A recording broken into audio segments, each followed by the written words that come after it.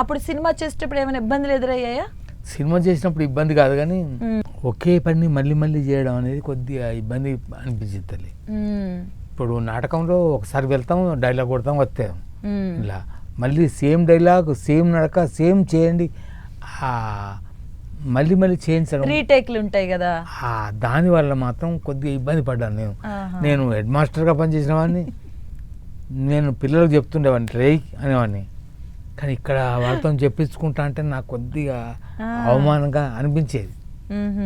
ఈ చిన్న నేను నడిచిన 3 అడుగులకు మళ్ళీ నడువు అంటారు ఏంది అంటే, ఎక్కడో నావల్లో కూడా లోపం ఉంటుంది తల్లి, అహం ఉంటుంది కదా.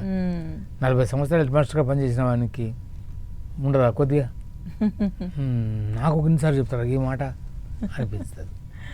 అది కొంచెం కష్టమైంది కానీ మిగతా అందరు మహానుభావులు, మా గొప్ప గొప్ప నటులు, సినిమా రంగంలో బాగా పనిచేసిన వాళ్ళు, కష్టపడతారు, పైగా శిక్షణ పొందిన వాళ్ళు, కెమెరా వైపు ఎట్లా చూడాలనో, ఎట్లా తిరగాలనో, ఎట్లా నడవాలనో వాళ్ళకి తెలిసిన వాళ్ళు.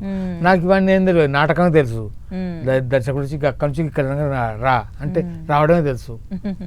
నాకు కెమెరా, ఈ లైటింగ్ నాకు ఏం అక్కర్లేదు కదా, వాళ్ళు చూసుకుంటారు.